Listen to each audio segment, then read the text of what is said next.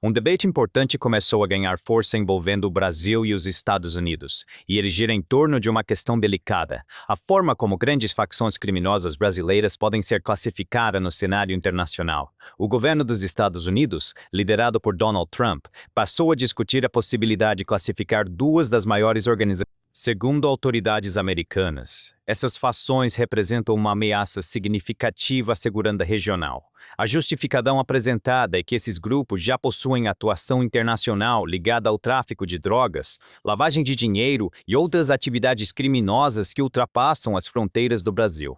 Caso essa classificação realmente aconteça, as consequências podem ser amplas.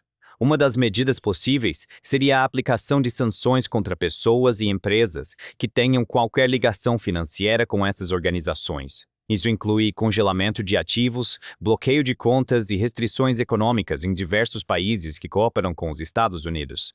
Além disso, essa classificação também abriria caminho para um nível mais intenso de cooperação internacional no combate ao crime organizado. Agências americanas especializadas no combate ao narcotráfico, como a DEA, poderiam ampliar ainda mais a atuação em investigações envolvendo redes criminosas que operam fora do território americano.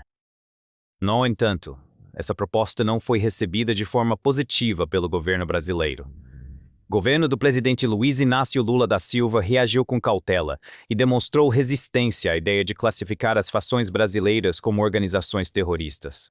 A principal preocupação levantada por integrantes do governo brasileiro está relacionada à soberania nacional.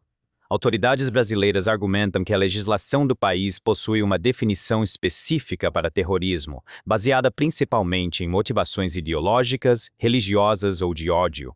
Segundo essa interpretação jurídica, organizações criminosas que atuam com foco em lucro, como facções ligadas ao narcotráfico, não se enquadrariam automaticamente na definição de terrorismo prevista na legislação brasileira. Há outro ponto que gera preocupação dentro do governo é a possibilidade que essa classificação possa abrir precedentes para ações internacionais mais agressivas no combate ao crime organizado. Alguns analistas políticos e integrantes do governo avaliam que, em determinados cenários, a designação de grupos como organizações terroristas poderia ser usada. Além da questão jurídica e diplomática, o tema também acabou entrando no campo político. Aliados do governo brasileiro afirmam que a proposta pode ter impactos nas relações políticas entre os dois países e até mesmo influenciar debates internos no Brasil, principalmente em um momento em que o país já vive um ambiente político bastante polarizado. Por outro lado, setores da oposição no Brasil criticam a postura do governo federal e afirmam que o país deveria apoiar medidas internacionais mais duras contra organizações criminosas que possuem grande poder dentro do território brasileiro. Para esses grupos, reconhecer o alcance dessas facções no cenário internacional poderia ajudar a fortalecer a cooperação global no combate ao crime organizado. Enquanto isso, especialistas em segurança pública acompanham o debate com atenção.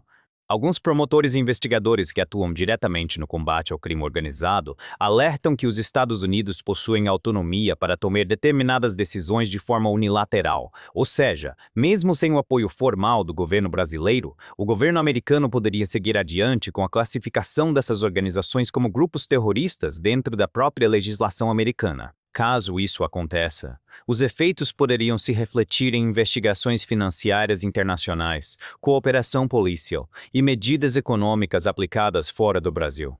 Diante desse cenário, o tema passou a fazer parte das discussões diplomáticas entre os dois países. Uma reunião entre os presidentes Lula e Donald Trump, prevista para acontecer em março de 2026, pode se tornar um dos momentos centrais para discutir essa questão de forma direta. Até lá, o governo brasileiro tenta manter o diálogo diplomático e evitar que decisões mais drásticas sejam tomadas antes de um encontro oficial entre as duas lideranças. Enquanto isso, o debate continua crescendo entre especialistas, autoridades e também entre o público que acompanha esse tipo de tema.